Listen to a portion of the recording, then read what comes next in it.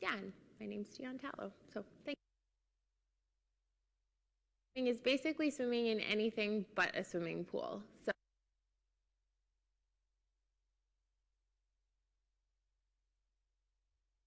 program, and this was the sport.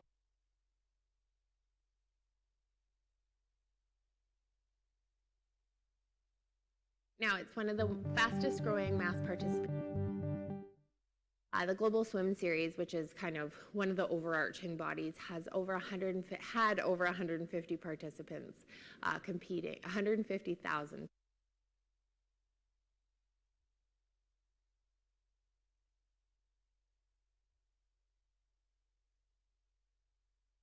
As I said, the GSS has over.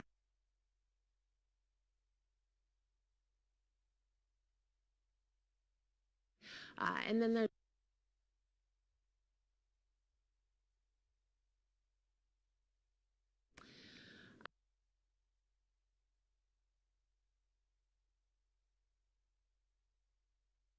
elite open water medical emergencies or medical conditions, or physiological conditions such as thermal regulation.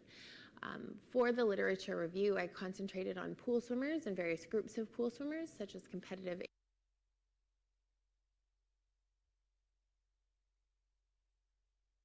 Oh, is this working?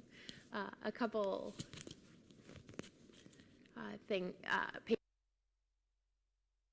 research on aquatic athletes across all 6 disciplines. So this includes open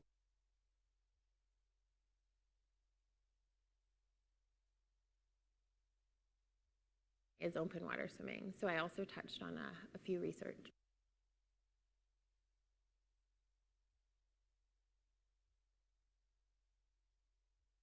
Above and beyond the as always seems to be.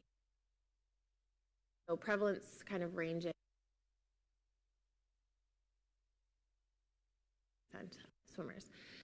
Second, there is consistency. It tends to be with the lumbar, but that reporting of spinal injury.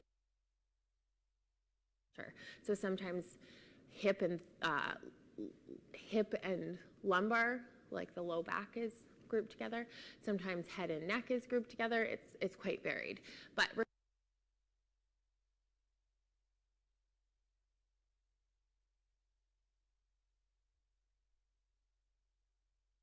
tend to be more in breaststroke, so they use a different mechanism of action. They're kicked differently.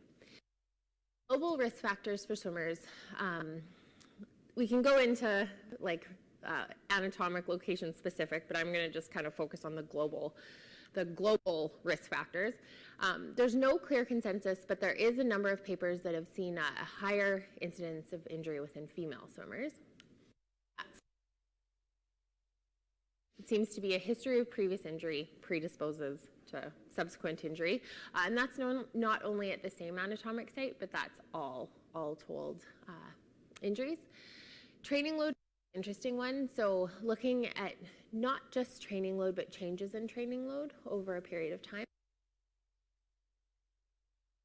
Changes in training load, and then just different kind of periods within an athlete's, within the athletic span.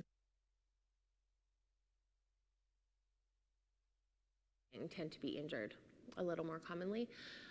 And then looking at age, so it doesn't seem that there's an increased risk of age of master swimmers versus age group swimmers, but when we look within the masters population, there was one study that looked and saw an increasing risk of age, or increasing risk of injury with advancing age.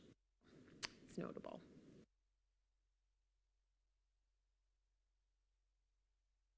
So the first was just to generate epidemiological data regarding injury prevalence and look at kind of some.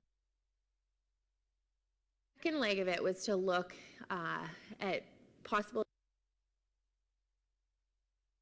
as well.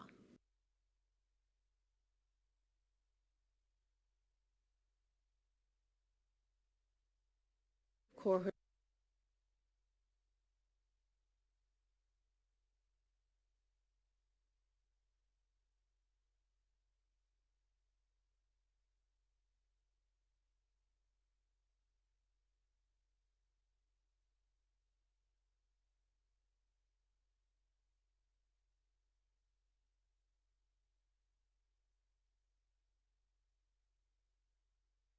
We looked at, age, height, BMI, location, education. It asked questions: weekly meterage, weekly duration, whether or not they swam with a wetsuit, salt water, etc. Then the third one was, the fourth was looking at event participation, and we did. This was partly due to COVID and partly due to and then the last category, we did look at injury prevention. Injury. The definition used for injury was a physical complaint or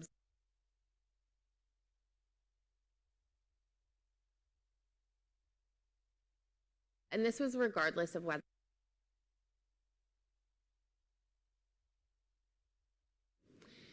eligibility over 18 years of age defined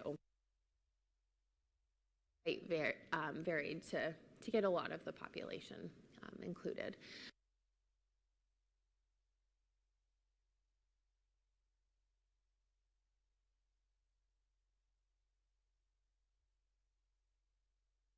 Actually help out a little bit as well. The data analysis, there was the two kind of parts that coincided with the two objectives of the study. Are listed there, and we'll go into them. And then as well, we used descriptive statistics for the 6-month injury prevalence. I'll go into those now. So the majority of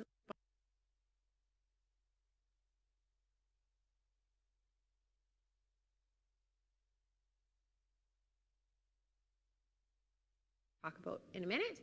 The average age was 47.7, and it seemed males were slightly older, the range being 19. Location.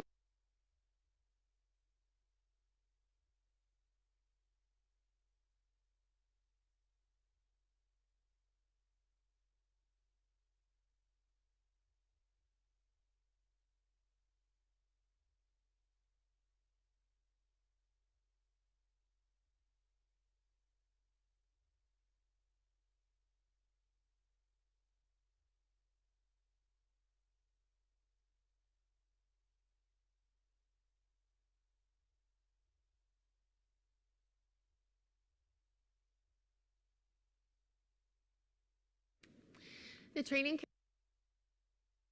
on the y-axis you have the years of experience. So the blue bars are the years of swimming experience. So you can see there's a wide kind of distribution of the years of swimming experience. But the green bars, perfect swimming experience.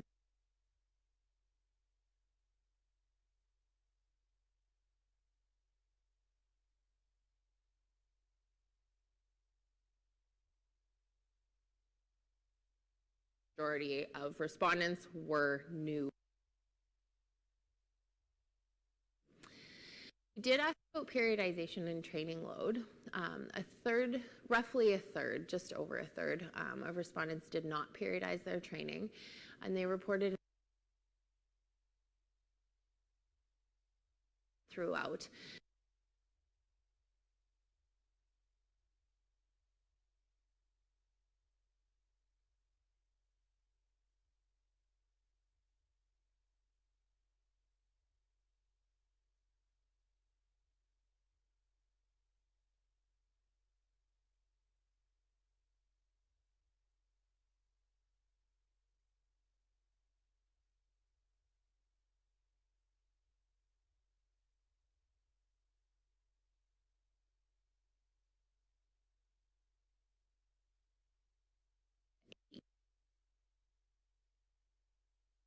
Event participation. In 2018 and 2019, it was quite similar, just under 65.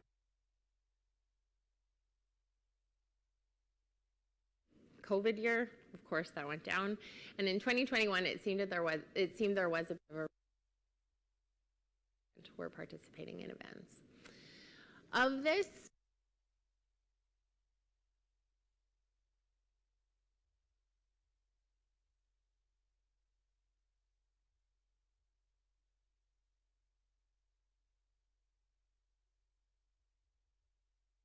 that had gone down COVID. Categorizing their event participation, 13 individuals participated only as triathletes in open water swims as a sole sport. 35 individuals reported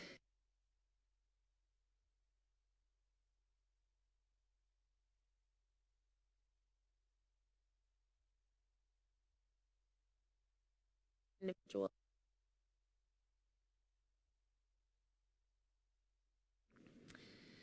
Now, the injury prevalence.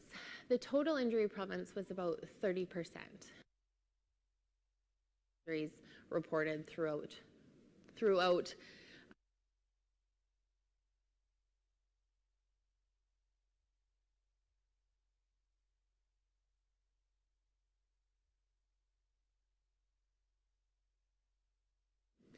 The most common site, of course, shoulder, so just over 50%.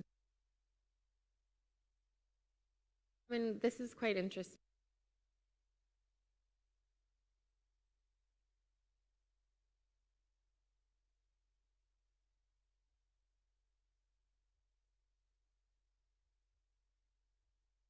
Spine.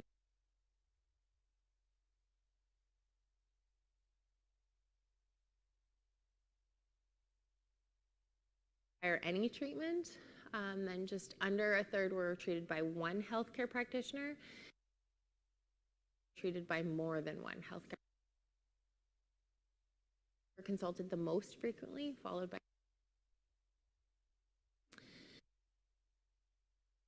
stats. But moving on to that second component for the risk factor.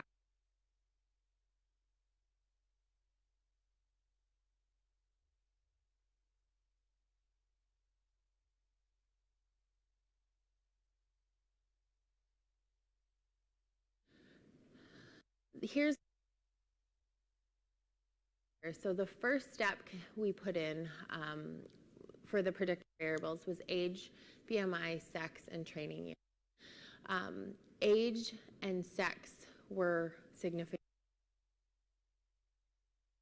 of injury at that point. Going through, step 2 was periodization cross-training, 3 was swimming. And the time, 4 was salt water changes your buoyancy in the water, so it changes the swimming slightly. And then step 5 was quite interesting. So that was other efforts. The swimmers reporting that they participated in more likely to be injured. So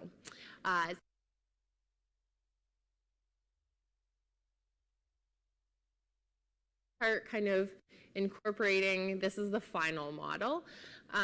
So initially age and sex were significant, but by the final model, they were just trending. So the p-value was over. Other efforts down here, you'll see still significant, and there was a 5 times, so the odds ratio was about just over 5. So there was those individuals that reported or they participated in efforts to prevent injury were 5 times. That was a surprising one. That moved nicely, but so there's age and sex. That moved also, but there's those other efforts. Okay.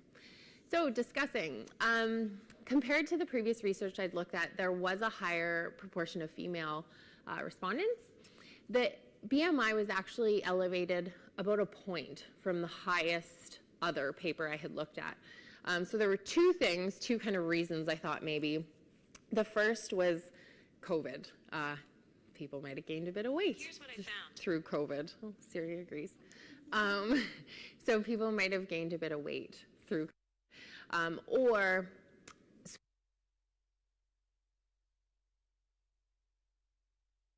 like term it pre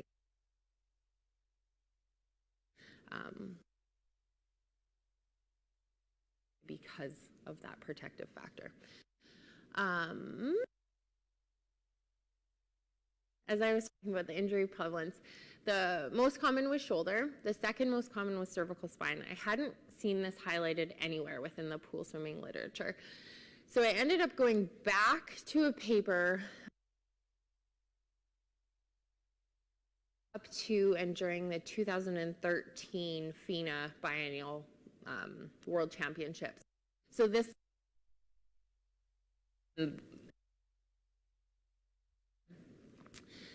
what you see here is, this wasn't described in the paper a lot, but I looked at this chart, and you'll see head and neck injuries. Oh, this is shifted down. This is formatted very wrong. Sorry. Head and neck injuries were actually the second most prevalent injury among all 6 aquatic disciplines.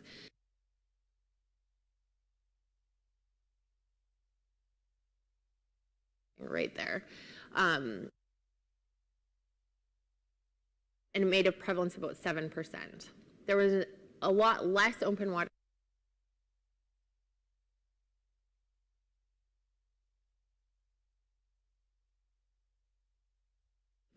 If you compare what's going on here, pool swimmers have an injury. So I started thinking about what's similar between open water swimming and water polo. There's 2 things. One, obvious, in water polo, there's contact, physical contact. There's actually a little bit of physical contact in open water swimming too. If you've been in a triathlon, you know that. Fun stuff. And then the second is the sighting. So in water polo and in open water swimming, you have to look forward while you swim. There's no black line. So you can see here, she's just peeking up forward before she takes a breath. So perhaps that extension moment, especially combined with rotation, places a lot of stress on the facet joints in the back. So perhaps that's a mechanism and looking worth investigating a bit more. The risk factors were also quite interesting, as I had said. Those individuals that engaged in efforts to prevent injury were most likely, or were 5 times more likely to report injury. There's a couple of reasons I was thinking there. One being perhaps they were injured at the beginning of that 6-month period, and they engaged in the efforts to prevent injury after that, which we wouldn't have kind of captured. Explanations.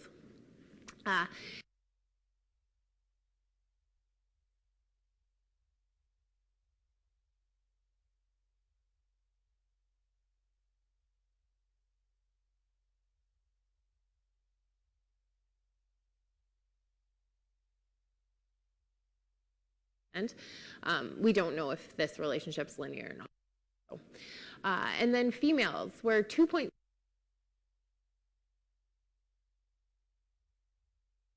There's a couple of reasons concerning body size and swimming mechanics that might be associated.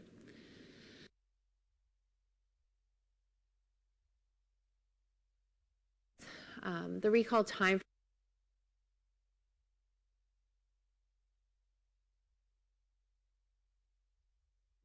restrictions on travel and participation as well. And then response bias. So those people that responded to the survey perhaps more likely to be injured or more likely to be interested in research.